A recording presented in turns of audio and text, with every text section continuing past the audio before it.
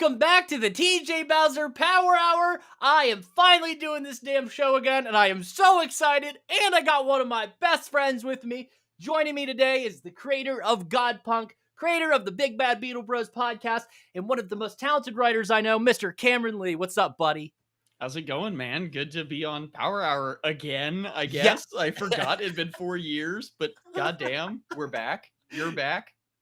Yes, it takes some time. All these things getting in my way, aka other shows, Project Louder, my new professional career, doing all these things that I do. But we are here to talk about the things that you do. And the thing that you're doing right now, which is Godpunk issue number 2. When we talked last, I think maybe Zero was just out. We were talking about maybe doing issue 1 or the Kickstarter for that at the time. So we're well past that. Like we said, maybe 3 years in the future, 4 years in the future now. And you are now doing some really cool stuff. Godpunk's a lot more mature. You're just chugging away with this story. So right now, live is the Kickstarter for issue number 2. And I want to say you're at what, 50%? Yeah, actually, I think we just hit today. I think we just went over 60%, and we're right Ooh. about 50% through the time of the campaign because it's a 30-day campaign. Started on the 4th of July, goes until the 3rd of August, and to time of recording today is the 17th. So right smack dab about halfway. Yeah, right about the halfway point because I did a 2-week update today, and the 2-week is actually tomorrow. So yeah, and we're I think 60% through. We just went over $900 raised out of the $1,500 goal, which is basically to fund the initial print run of issue 2.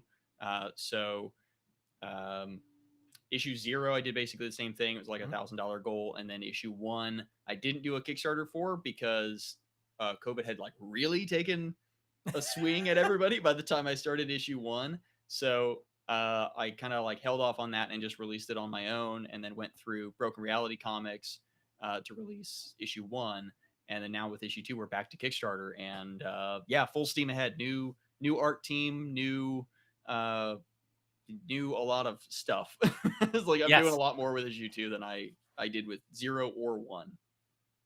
So number 2, what's it about? What characters are you gonna introduce? Any new characters, storylines? What can fans expect with issue 2?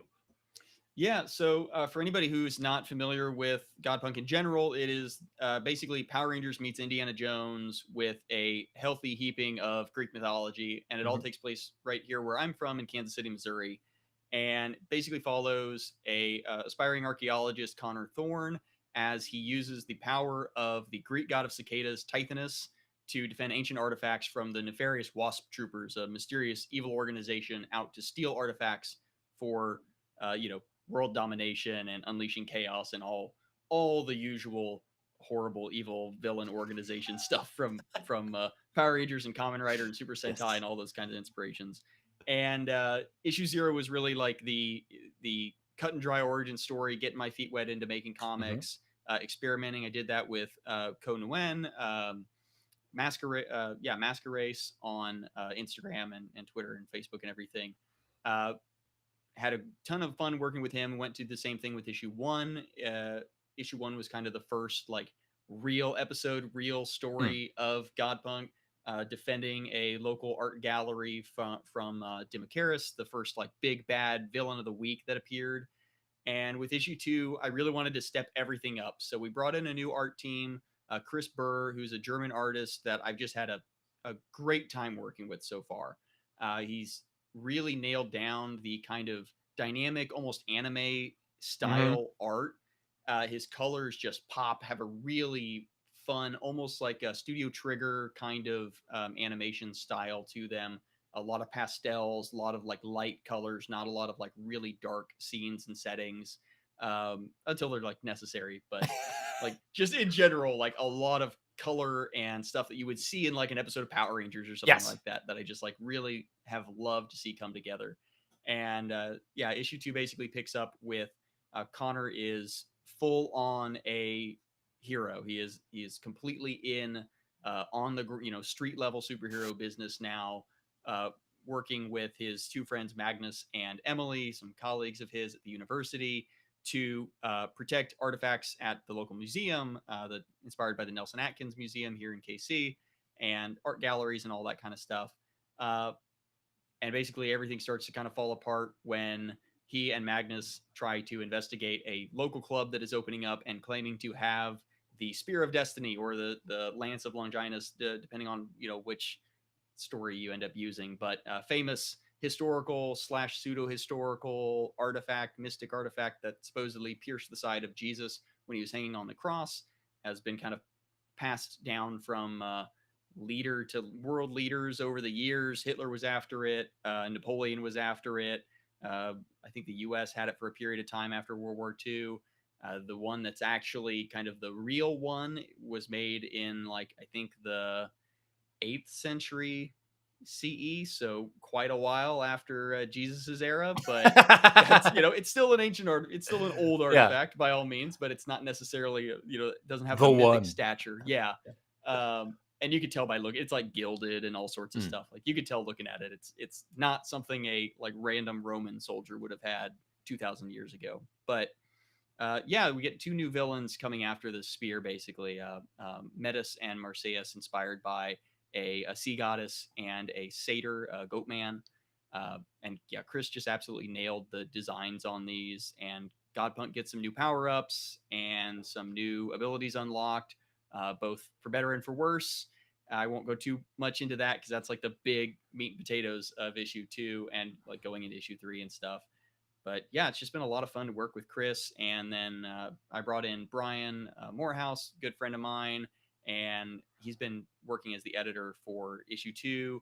Had really been there since issue 0, helping me just in the background, and having a lot of conversations like you and I will have of just working through story arcs and ideas and character development and stuff. And with me getting ready to start grad school in a month, and trying to write an actual full book history book. I got other projects going on, but I want to keep doing Godpunk and keep it going at a good pace. Brian has been generous enough to kind of pop in and be like, hey, I could take the wheel when you need me to. I'll coordinate with the art team, with Micah Myers, the letterer, who has also been amazing to work with, and kind of the big name that I've gotten to work with on this. It's been really fun. But yeah, it's been really exciting to get to see it all come together, and especially once the Kickstarter dropped, just kind of seeing unfamiliar faces pop into the backer lists has been really interesting and fun to see. So many people pop into comments, or people DM me, or sending me emails or messages on straight up on Kickstarter being like, hey, I want you to come on this podcast, or hey, I want you to, can you tell me more about this story, or what are your inspirations, or how come I didn't hear about you before, things like that. It's oh damn, this is hitting people who aren't just my friends and family, issue 0 was. Yeah, it's been really fun. So for folks who didn't listen to the last episode I did with you, what kind of inspired you to start this whole Godpunk comic book journey? We mentioned Power Rangers, Indiana Jones, mythology, but what kind of was the moment where you're like, I'm gonna make a comic book? Yeah, the Power Rangers and Indiana Jones and stuff was all that's in the background. It's background radiation for my what inspired all this to happen. But what really made me want to do Godpunk specifically, but just made me want to do a comic and do this story. I was I don't know, a sophomore in college, I think sophomore or junior in college, getting my art history degree. And I had befriended a bunch of indie toku guys.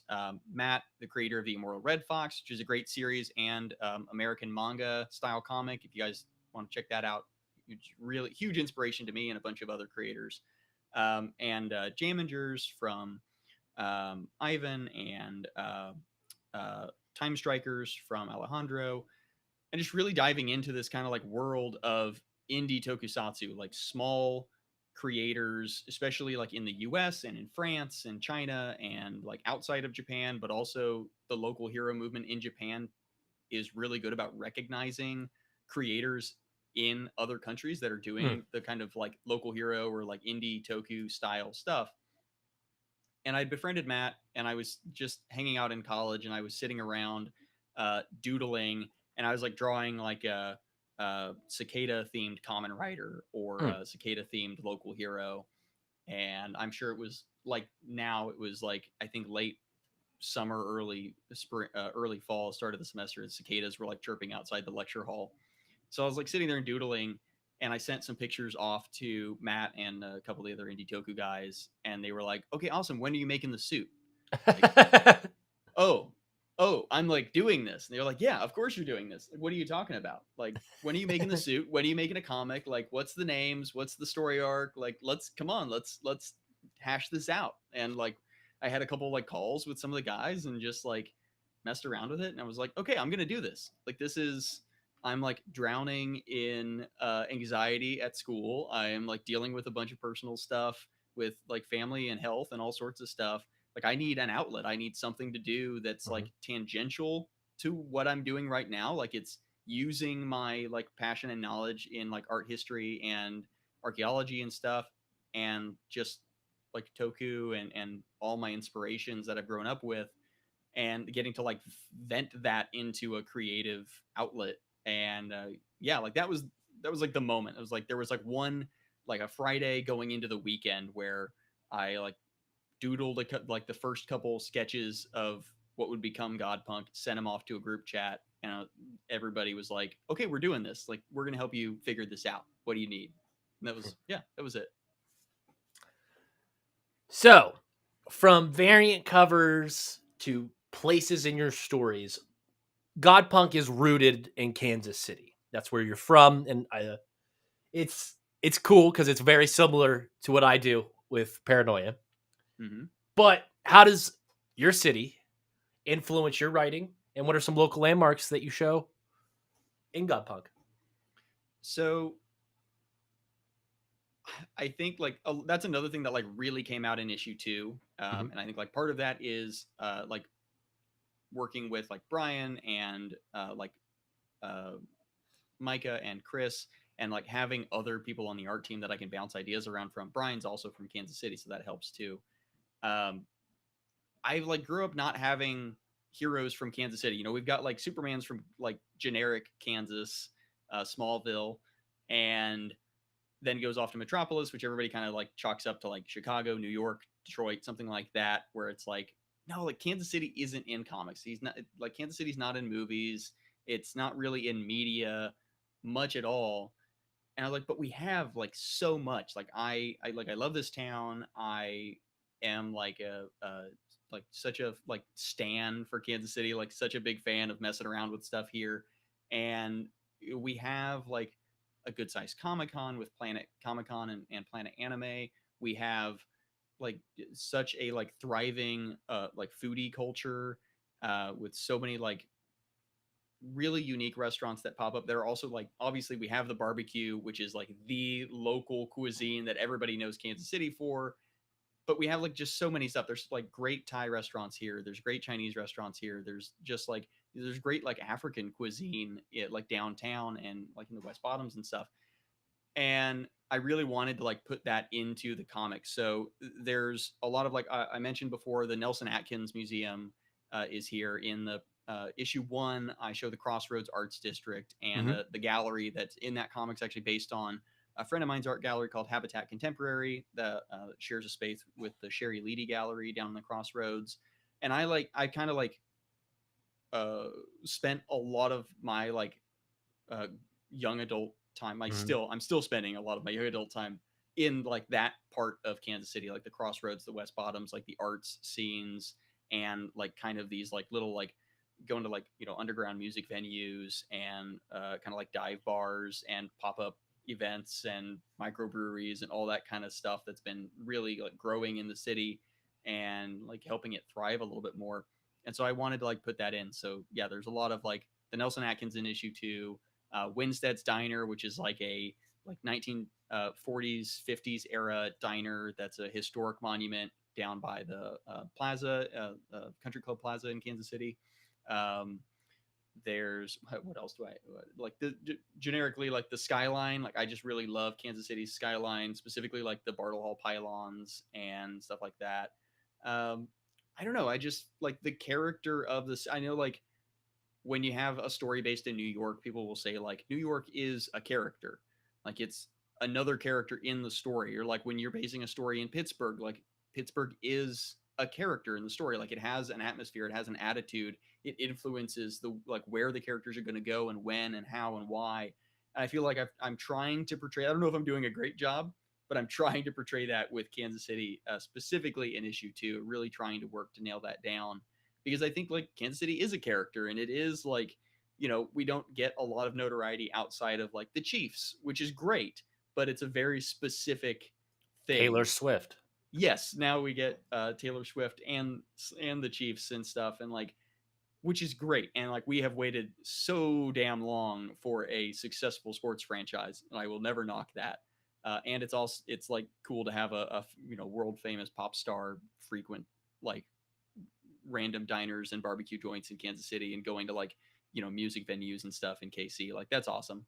But yeah, I want to like portray Kansas City as it is, as like a character in the town, and it's not like a hustling bustling metropolis like New York or even like Chicago, but it still has a lot of like really I don't know, just like really interesting and unique pockets and neighborhoods that feel like their own towns and their own cultures in and of themselves. And they're just like, one block away from each other because Kansas City's kind of small but spread out. And yeah, I've just been trying to like feed that into it a little bit more. I fully understand. And it's kind of like easier to write stories within a place that you're very familiar with because then you're kind of inspired while you're there. And then it's kind of easier to be like, okay, so they went down this road and then the fight happened here and yada, yada, yada. I totally understand. Like you said, sometimes these cities become characters and you definitely feel that when you see your Godpunk books. It's cool. You definitely get transported to Kansas City for a brief moment. That's what I was hoping for. Yes. For the video watchers, I have the QR code for Godpunk Kickstarter issue number 2 up there in the corner. Speaking of the Kickstarter, can you tell us more about the rewards backers can receive from supporting said Kickstarter? Enter any unique or exclusive items that you're excited about. Yes. Yeah. So the Kickstarter basically starts off like as low as $5. Obviously, you can give lower for no reward if you just want to like contribute $1 or something. But for $5, you'll get the digital copy of issue 2. It's not missing it. It's the full 30 plus page book. It's just the digital PDF copy. And so you get that for $5. And then moving on up from that, it goes into the physical copies. You can get for just an extra $5 to any tier. You can get the digital copies of issue 0 and 1. You can get physical copies of issue 0 and 1 for an extra, I think it's like $15. And there's rewards that have all of kind of the catch-up bundles where you can get a physical or digital copy of all issues 0 through 2. And one of the new things that I've done with issue 2 is I brought in 2 different artists to do variant covers in kind of drastically different styles. They're great though. They're so good. I'm so happy with how they came out. Like I knew they were going to be good going into it because I specifically went to these artists with this in mind and kind of like just let them play. And one of them was Kaiju Hime, who did a hand painted. I wish I had it. It's out in my garage right now. Yeah. But she did a hand painted watercolor piece of Godpunk standing in front of basically a rendition of the Western Auto sign, which is a kind of a famous landmark in Kansas City. Another one, but instead of Western Auto, it says Godpunk number 2 in the big LED sign. And it's so good. Like I said, it's hand painted. You can really tell the like love and attention that was put into it. Really great line work and color work in it, and just like captures the like the artistry that I'm trying to like portray, and kind of the I hate the term fine art, but like the gallery quality yes work, I guess, maybe like that kind of vibe of like it has that vibe. Yeah, like this is something that you could see like up on a wall in a gallery, or like someone would frame, and not other than just me would frame and put up in their house. And like that kind of thing. And she just absolutely nailed it, knocked it out of the park. And then the other one is Iguanodon Designs, who I just fell in love with their stuff on Instagram because they do these like vintage, like silver and golden age style comic panels, either like remaking scenes from like uh, X-Men the Mm-hmm. animated series or the Transformers movies, but remade to look like they're the old Marvel comics and stuff like that. And I was like, oh, like dang, I've got to get this. Yeah. I've got to get them to do something for me. And they just knocked out this design showing the two new villains kind of towering over Godpunk in a very like uh, uh, amazing fantasy style cover. And just it's got the little blurb at the bottom like, "Will Godpunk succeed in this latest mission?" and stuff like that. Like, I love it. And then of course Chris did a kind of the stock standard main cover that Mm-hmm. will be like the one that hits shelves and goes out to everybody for the default. And it's just an awesome rendition of Godpunk's new form, kind of like holding the original Godpunk in his hand ominously.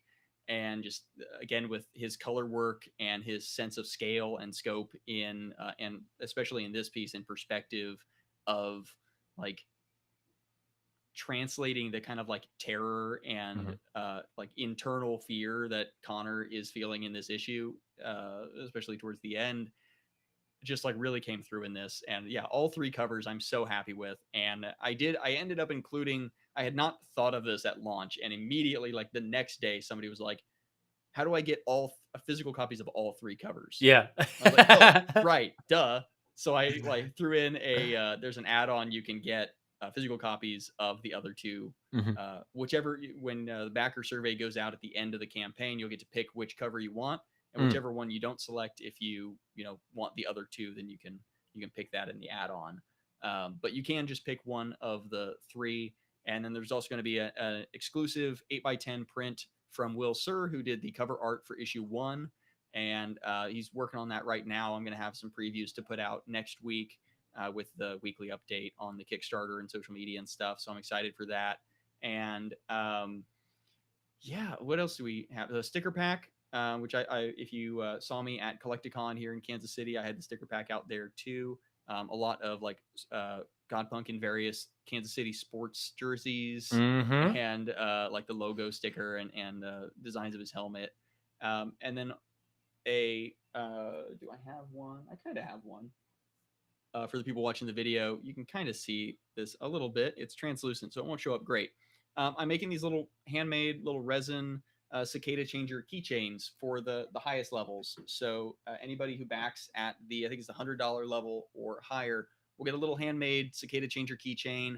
I'm gonna have a bunch of different colors that you can pick in the backer survey, and that's just like something extra that I wanted to do.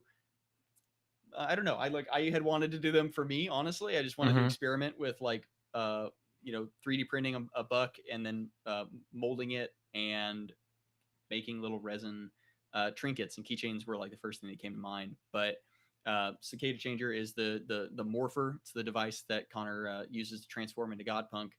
And yeah, I wanted to kind of give everybody a chance to have a little piece of Godpunk that they can carry around with them. That isn't just a another art print that is like maybe going to go in a pile, or something a little bit too cumbersome like a helmet or a prop or something like that that would cost a little bit too much for a lot of Mm-hmm. backers, or be like a giant pain for like me to fabricate or ship, Mm-hmm. or anybody to like display or anything like that. So yeah, those are the kind of like the main rewards that I'm looking for. Or that people can look forward to is the physical and digital copies of the book.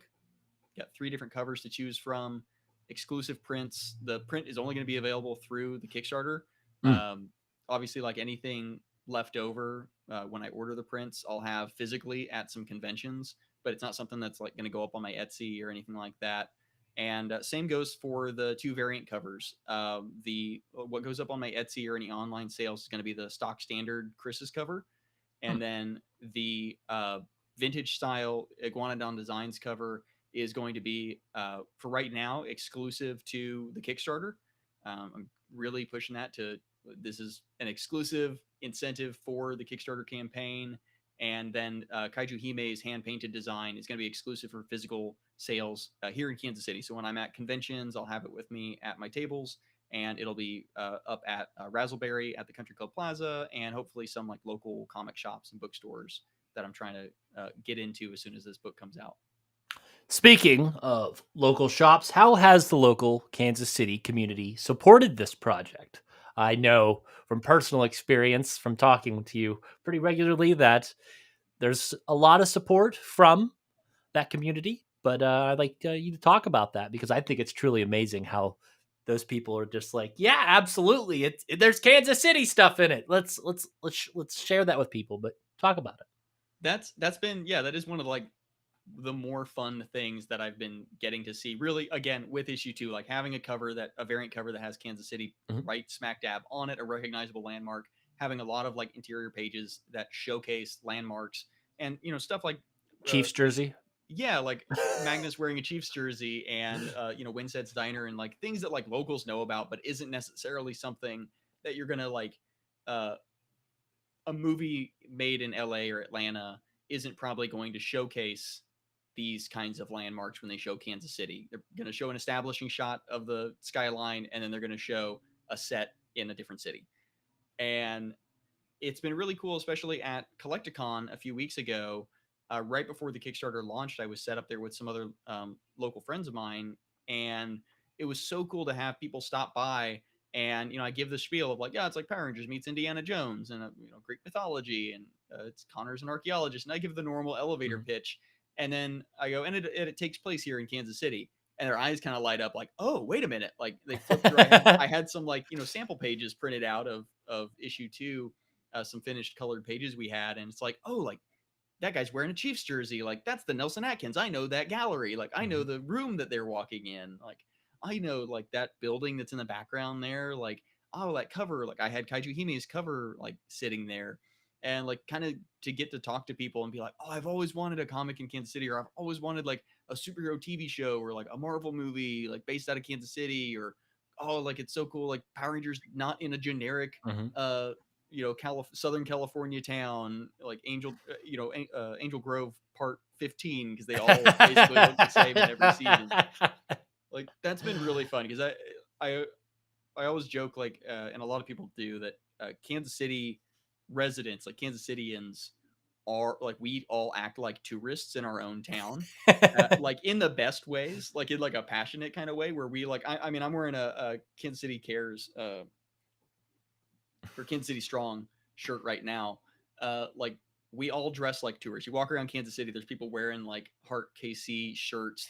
Everybody's wearing Chiefs and Royals and KC Current and Monarchs. Like they're all wearing like local sports stuff, and like local landmarks and memes. People are wearing like Taylor Swift and Travis Kelsey shirts, and like making jokes about it and talking about stuff like that. We have like our local landmark there, like the Independence Bridge that constantly eats trucks, is like a meme that goes viral on like Reddit and YouTube all the time, and like just happens to be here in KC, and we love that shit. Like there's stuff like that, that just walking around Kansas City, like people are going to like talk about the town in a way that someone visiting New York for the first time is going to Yeah. talk about New York.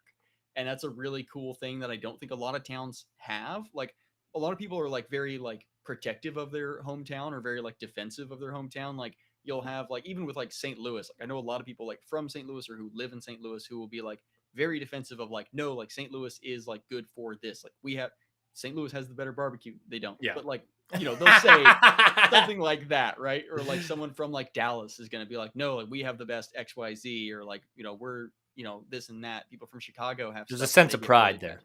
there. Yeah. And like with Kansas City, it's like up a notch.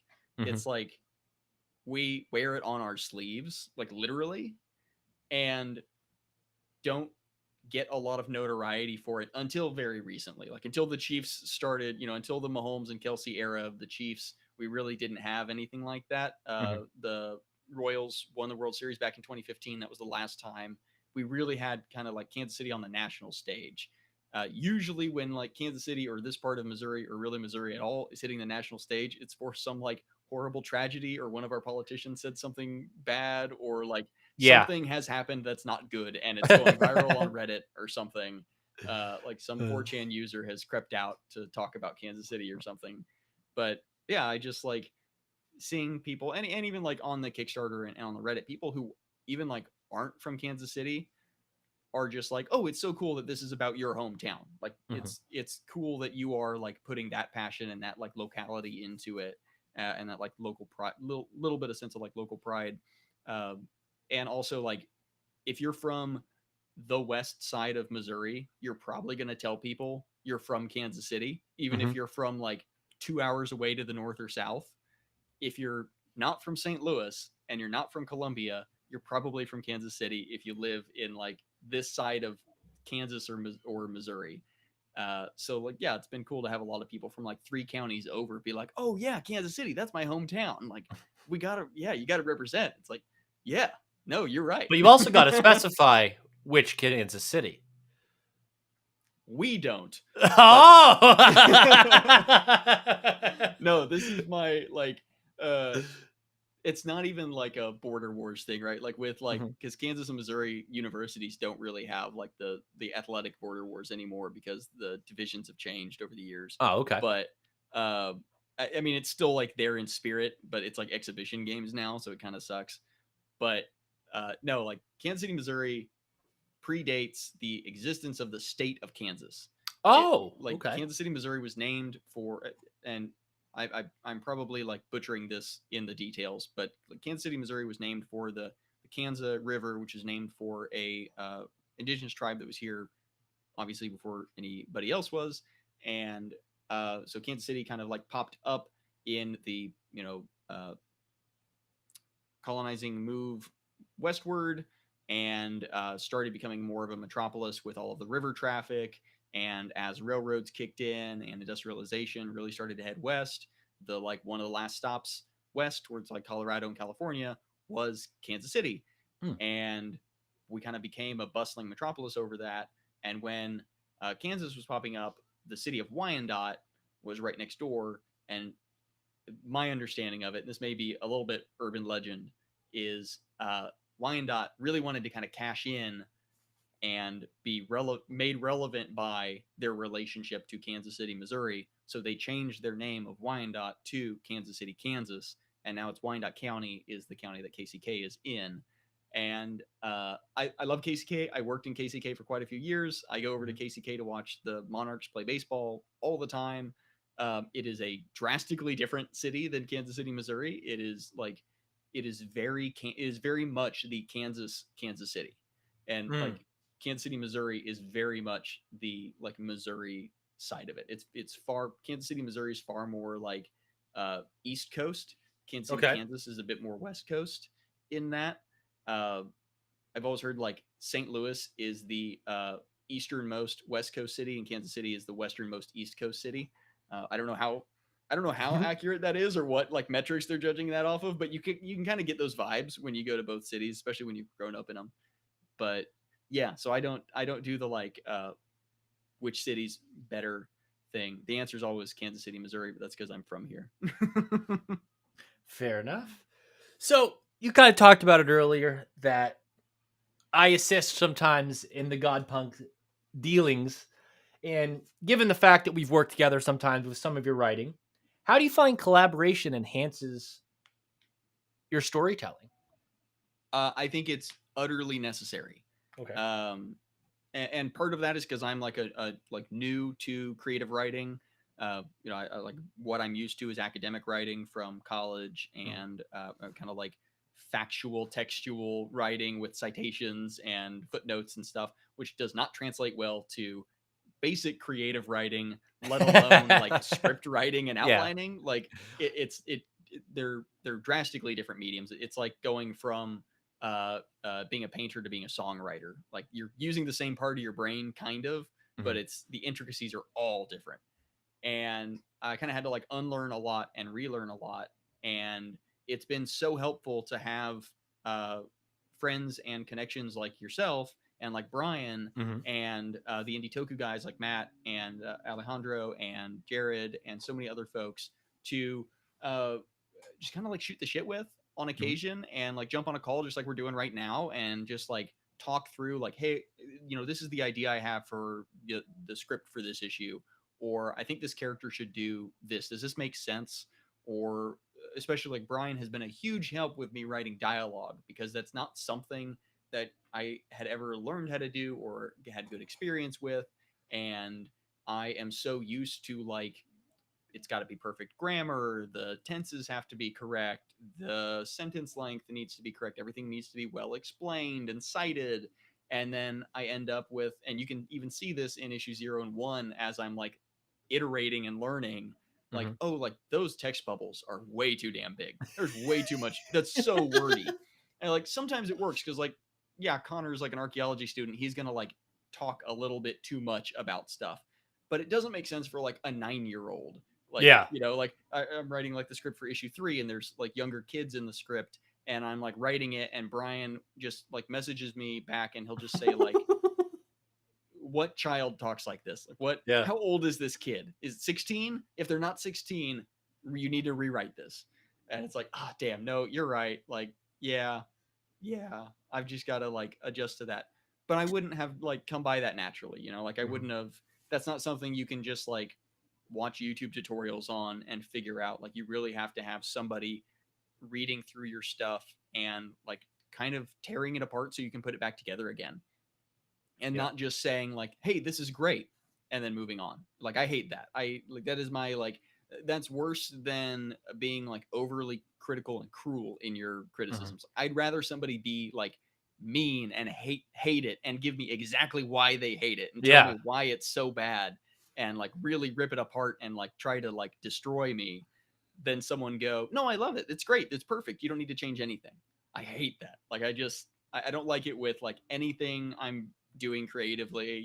If I like if I were working on a sketch or a painting and somebody said, no, it's great, like you don't need to change it, like, no, I need to I know that I need to change it. Like someone else is gonna know that I need to change it, so I need you to tell me what it is. Like, but yeah, like I think collaboration is like completely necessary, probably for anyone, but especially for beginners, even if you're collaborating with people who are also beginners, because you just need an outside perspective. Yeah. Like sometimes you're like, I will be really, really confident in something and have a second pair of eyes look at it and they're like, oh, buddy, this does not work. You've got to redo it. It's like, oh, like you're right. I've been staring at this for too long. Like, yeah. Okay. Absolutely, man. So, quick question. I'm not as familiar with Kickstarter as I am with Indiegogo. Is there the availability that if you hit your goal, you can keep going?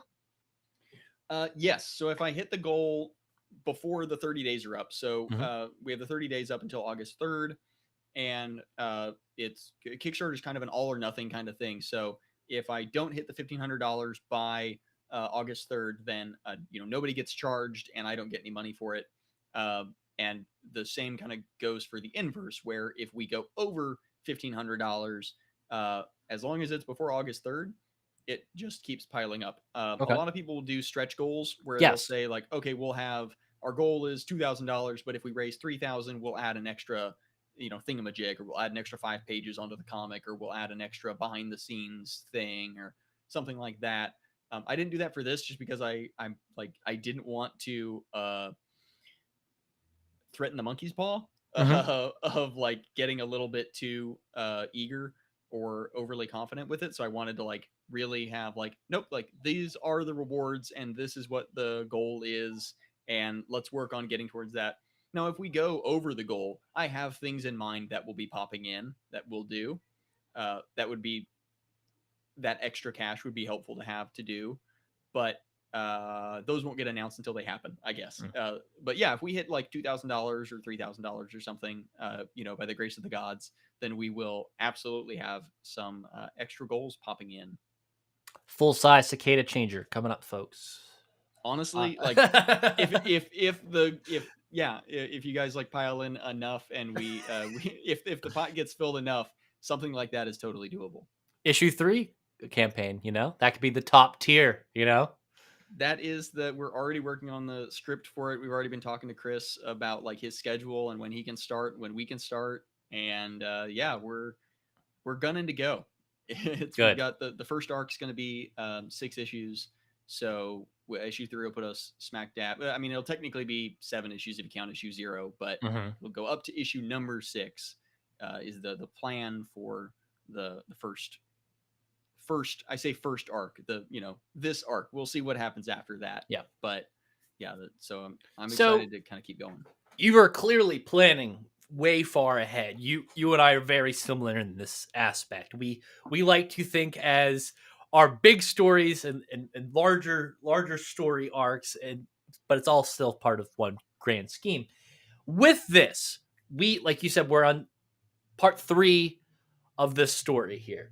How has creating this story differed from 0 to 1, like this writing process? What's been different going into issue 2 that was different from 1, and so on and so forth?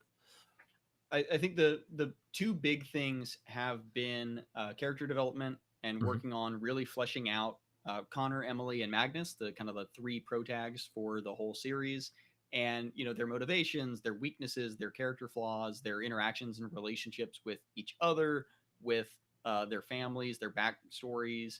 Really trying to flesh that out, starting with issue 2. Really starts with issue 2, Mhm. and is only going to get more expanded as we go further. Whereas like with 0, there's really not really any like character development. Like it's not a big enough book. The actual main story is only like 10 pages. So I didn't really have enough time nor the skill set to flesh out Connor or Emily, or Dr. Makarov or anybody who's in that book. And same goes for 1. Like 1 was a lot of like introducing the setting of this is taking place in Kansas City. Here's what Connor's been doing. This is kind of almost like a day in the life kind of thing. And here's, we're introducing Magnus. We're introducing a little bit more of Emily and her as the voice of reason. And what I'm really gunning for moving forward is laying down, especially with like, again, starting with a lot of stuff really kind of not necessarily hits the fan, but like hits the windshield in issue 2 for the larger plot that's taking place of what are the Wasp troopers doing when they're stealing these artifacts? Why are they stealing them? What are their motivations? Who's pulling the strings behind them? How does that connect to Connor and his friends and their backgrounds? And yeah, like trying to weave that in uh, has been fun and stressful with issue 2 and like starting on the script for issue 3. But it's not something that I spent as much time worrying about with issues 0 and 1 because I was really just trying to get the hang of writing still.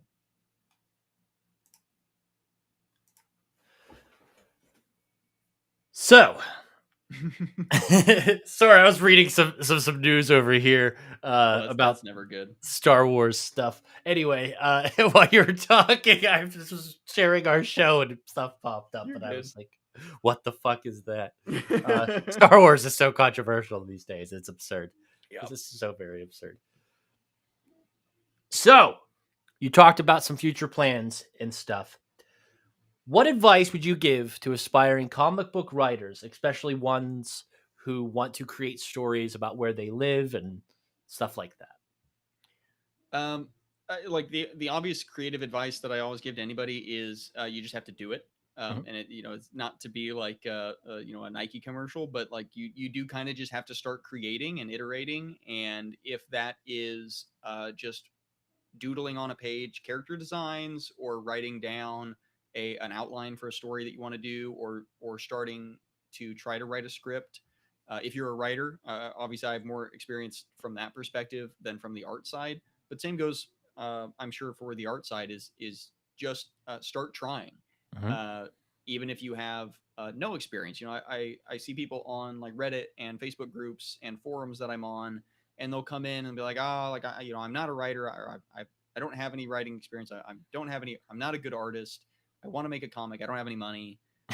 What do I need to do? And the answer is always like, well, you need to learn how to draw and you Yeah. need to learn how to write, because those are the two things that you can kind of do for free, because Yeah. we have the internet now, and you can sit and watch YouTube tutorials and burn through some pencil lead and burn through some pads of paper, burn through I always suggest like writing stuff down by hand and drawing by hand when you first start, because to me it gives you a better like tactile sense of what you're working with, especially with drawing. But also like even though I'm not that old, still grew up learning how to draw before like digital tablets were affordable by any means. So I'm so used to that like very tactile sense with any creative thing. Um, and especially with writing, like I write down all of my outlines in a notepad before I type them into the computer, because uh, it helps me to be able to like not fully erase or remove something and just like backspace it and it's gone. um yeah, like just get started, go on, join Facebook groups, go on Reddit and find some forums and subreddits that are related to uh creative writing and like comic book creators. Go on Facebook and find if there's a specific type of comic you think you want to write. If you want to write a horror comic, find a group that talks about horror comics. If you write a I don't know, like a romance comic or a manga or an action adventure or superhero comic. Like, there's going to be groups for people doing that, and they may have like maybe filled with spam and scammers and all that kind of stuff. But you're going to find real people and make real Sift through connections that you that. can talk to. Yeah, you really have to you have to put the work in and have the passion for it. And it's not going to be instantaneous and overnight. Like, even if you had an endless bank account and just wanted to go and hire the best artist you could find for the money and send them like the best script that you could try to have somebody else write for you or something, you're probably not going to be happy with it, because it's never going to be what you actually wanted, because you didn't go through and do it yourself to that extent. Like, if you're an artist, you can hire a writer, and that, like, to me, that makes complete sense. And even like hiring other artists to do like colors or lettering and stuff. And if you're a writer, obviously it makes sense to hire artists. But at the end of the day, you need to have an understanding of the craft yourself. And there's a lot of books that you can read. There's a lot of audiobooks and podcasts about uh, writing comics, creating comics. There's Stan Lee wrote a book on creating comics the Marvel way. That's a little bit outdated to like the indie amateur scene now, but it will give you an idea of plot progression and character arcs and script outlines and script formatting. There's no stock standard, industry standard for comic book scripts. It is whatever works for you and your art team. Trust me. Yeah, TJ and I don't write scripts the same way. Like they don't look the same. They're different formats. They're different layouts. We have different amounts of detail in various parts. I'm a visual guy because like we have different relationships with our artists too. Yes. And like I know what Chris needs written in a panel description. Yes. To give him enough to go off of, and what your artist needs to give him enough to go off of. And obviously, if you're working with an artist for the first time, you're going to want to be overly descriptive, put a lot of reference images in, things like that. I always steer people away from like doing like AI generative fuck that. images as concept art. Like, that's like, obviously don't use it to actually make comics. That's dog shit. Yeah. But I've seen a lot of people trying to like, well, I don't use it to, but when I want an artist to know what I'm looking for, I send them an AI art. Any level. Like, it won't work. Like No. like for one, the ethical problems, but two, it's not unique. Like, it would be so much better if you scribbled down a sketch design and sent that to an artist and just give them notes and red lines until you're happy with it. Like, that's what hiring an artist is. That's what that interaction is. That's when you hire an engineer to work on a building or something, you're going to have iteration. You're going to have to send them back notes and say, no, actually, I want this here. I want that there. And these dimensions are a little bit off. Let's change this. And I don't want that material. You do the same thing with an artist. Chris sends me back a sketch and was like, this character's too tall, or this costume should look like this, or let's change their helmet around to actually look like this instead. Like, that's what it is. And it's like, patience is key.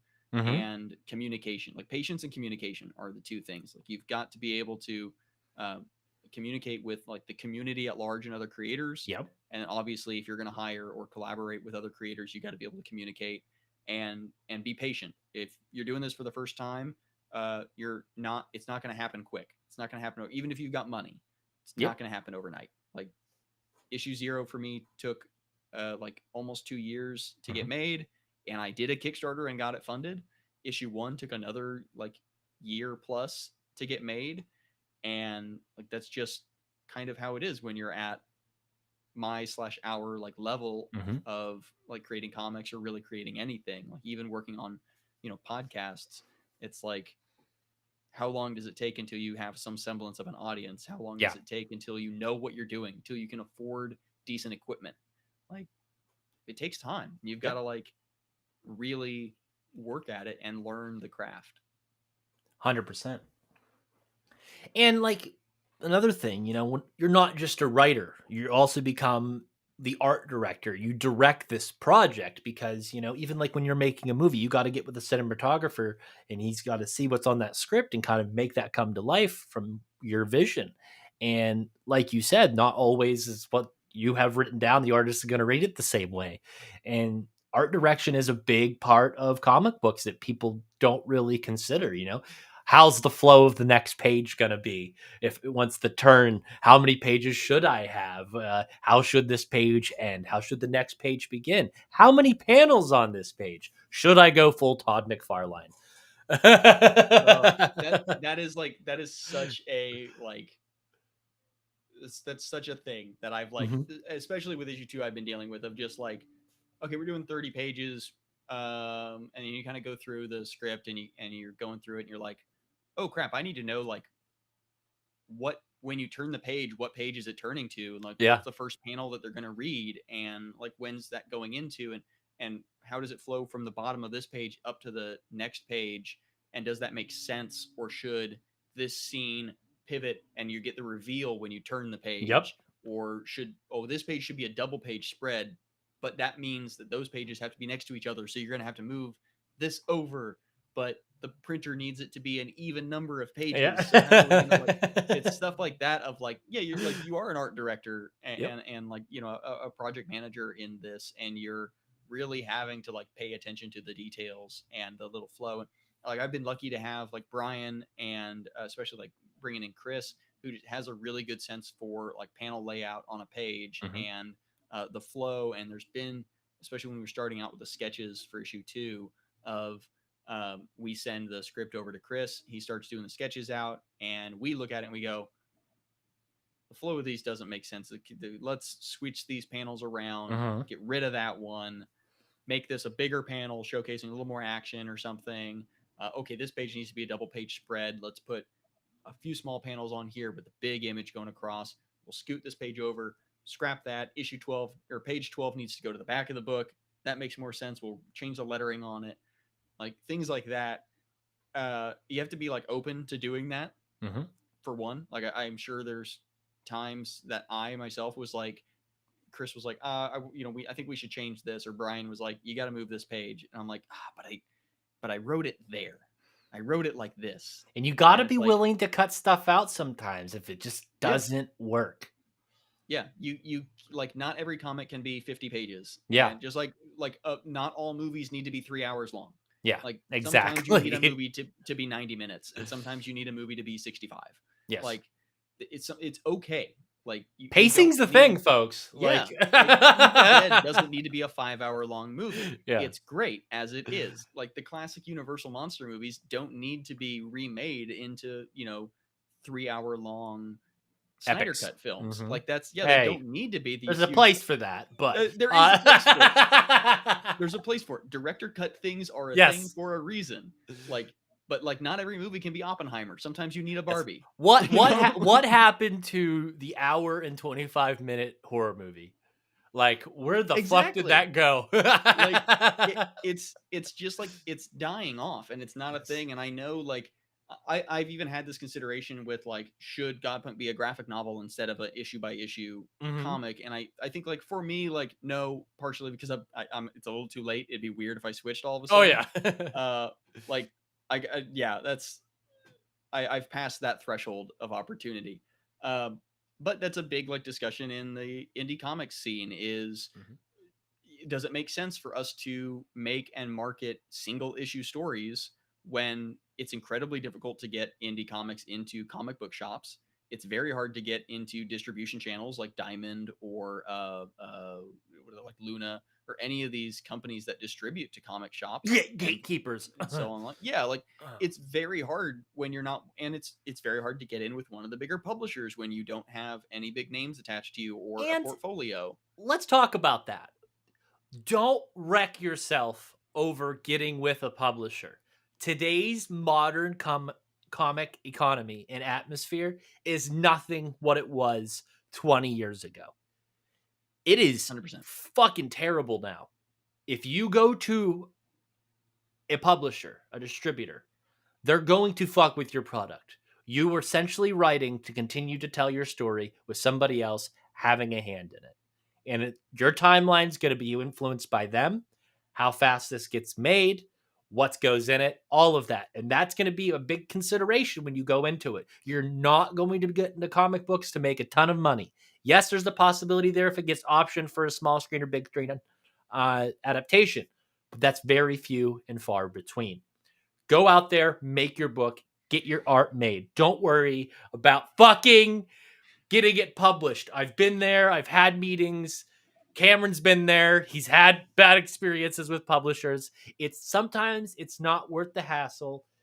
Build your community. Build your audience. Go out there, tell your stories. Sometimes that's more important than money, fame, or anything like that. And right now, it's kind of harder than ever to get into that because there's a lot of people, like I said, facetiously there with the gatekeeping and shit. It's kind of ridiculous.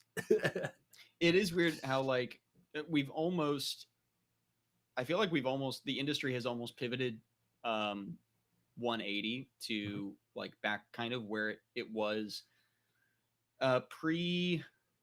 pre-image, yeah, where like even Image now, where a lot of Image titles are still creator owned. Todd has become what he hated. A little bit, yeah. Like, yeah, like most Image titles are still creator owned, right? Like I love the Massive Verse. I love Radiant Black and all of the stories that are coming out from Kyle Higgins and Matthew Groom.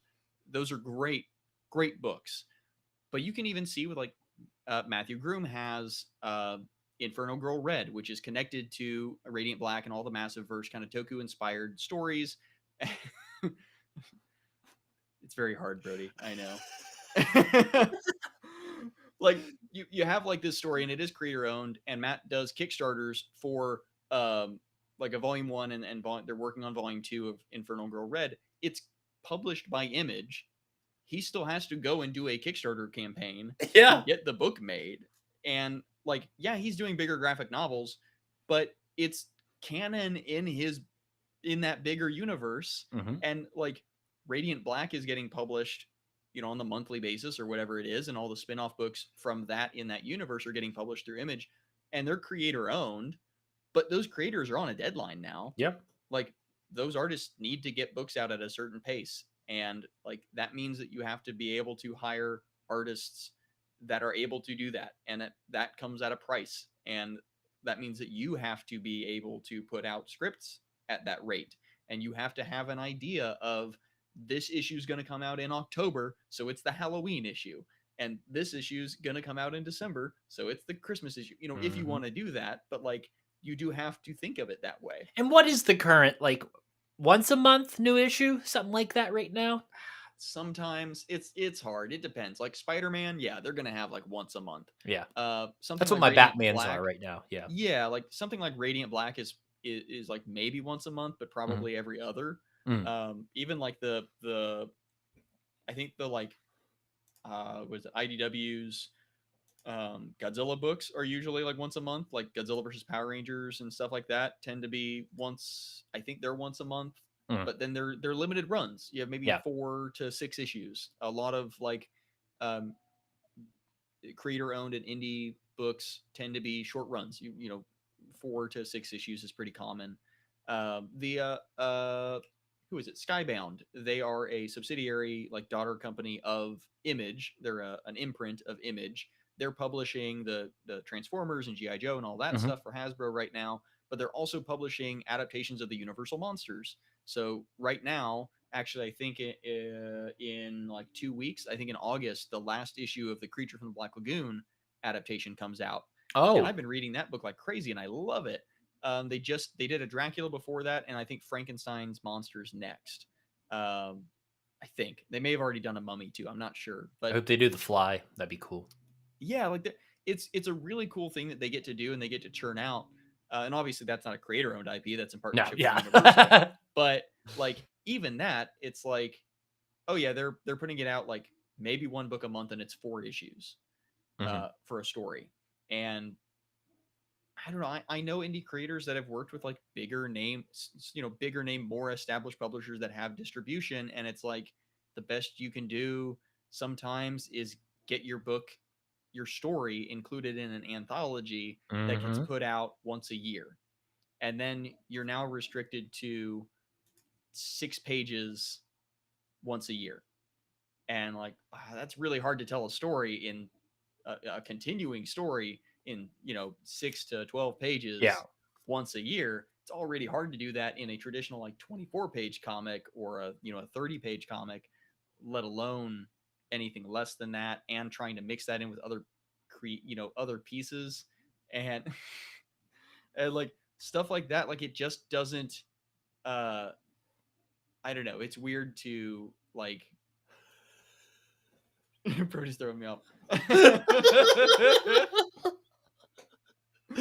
Like yeah, like the industry's just like it's kind of like really screwy, and it is better to kind of not necessarily stick it out on your own, but you can at the end of the day only rely on yourself and your Mhm. team and your community. And it what I mean when I say like it's kind of gone back to pre-image days, a lot of what I mean is like you need to be kind of going to events if you can. If you can afford to table at small comic cons or hang out at a local shop, uh, like if you want to like hang out at like a local comic shop, like I've been really lucky to get to hang out at Apex Comics down in Harrisonville for like free comic book day, Hmm. and like every now and then I'll do a favor for him, and he's like, oh hey, we've got an event coming up. You can, do you want to, you and this other creator or whoever, do you guys want to have tables down here? We've got a convention in November, $20 a table or something. I'm going to be at an event this weekend in Blue Springs called Karma Community Market. Hmm. That's just a literally, it's in the name, community market. It is just locals getting together, and they do different themed market events with different vendors basically every weekend, I think. And like stuff like that is where you net hardcore fans now. Like Mhm. that's kind of where you net the regulars in my experience. Like that's where you're going to meet somebody who's like, hey, give me your email, hey, give me your phone number, hey, give me your socials, and they'll like DM you and ask more about it, or like they'll actually like, I met people at Collecticon, and it's like, oh, I sold out of issue 0. Can you give me your info and I'll Mhm. order one from you when it's in stock, There or you vice go. versa. Like they'll give me their info, and they're like, hey, you just let me know when it's back in stock, and like stuff like that. Like you need to be, build up an email list if you can, get an email subscriber list and do a newsletter. You can do them for like free on MailChimp and like Substack and stuff, uh, and just really work to build that community. And you don't necessarily need to fret about like social media numbers. It helps. Um, the downside of like big conventions for me especially has been it's really hard to get into a convention when nobody knows who you are. So the bigger conventions, it's like, oh, I have 900 Instagram followers or something, and I'm not going to bring a lot of people into the convention probably just looking for me. So Yeah. they may glance over me in lieu of, I They don't might know. now after seeing that mullet, but Yeah, yeah. It's technically not a mullet. I have a oh, mullet okay. cut. Yeah, it's technically not a mullet. He does a top bun, something like that, like a samurai. Yeah. Yes, I can do the top bun. Uh, Did I hear male or male chimp? He said. yes. Porque no los dos. Uh, no, yeah, I just like I've especially with issue 2, but I even learned that with issue 1 really of like, I just through friends got my book into the Razzleberry shop, which is just like it's all locally made stuff at a little store, little kind of a boutique shop that sells. They've got candles and stickers and art prints and T-shirts and nice like handmade fashion pieces and purses and stuff. And then I've got my comics there. Brian has his art prints there. And like those kinds of things are really nice. Like I'm trying to get into like the Made in KC stores that are like on the plaza and around the city and in the airport. And like You need a billboard. Oh God, those are expensive. I looked. That was literally Brian and I were like, what do we do to get this out? Just a couple what do days. we do to press? Like, Yeah. oh, we'll get on one of those digital billboards for like 48 hours. And it's like, oh, we don't have $5,000. Like stuff like that. Cause like even like, you know, like Facebook's kind of a ghost town now. Like Yeah. it's like dead internet. Even though taking place a little bit. I've seen the Godpunk #2 commercial a fuck ton under-sponsored. Yes. If you pay for sponsored posts, your stuff will get seen. Yes. But if not, it is really tricky. Even if you have an established audience, like I have people who have followed me on Instagram and Facebook for years who are like, oh, I haven't seen one of your posts in like a month. And it's like, well, I've been posting every day. Yeah. And it's like, you can't compete with the algorithm. It will change constantly. And it is, I mean, there's a reason that's people's full-time jobs is to understand the algorithm and the metrics and how to like cheat it and mess with it. Yeah. Like that is a skill set that I don't have and don't want to necessarily gain. And a lot of people like don't have the time or skill set or money to do that. And it's a shame. But what you do probably have the time and maybe the skill set is to like go to your local comic shop and talk, just make a relationship with the owner or the employees there. Yep. And like, yeah, maybe it's really hard to figure out how to sell your book there. It's hard for me to figure out how to sell my book there, but the owner wants to. Like, bingo. We have a relationship. He wants to figure out how to make it work. So we're figuring that out. And the way that it is right now is to have me at as many events as he can host and have like flyers out and, you know, posters up of my book and things like that.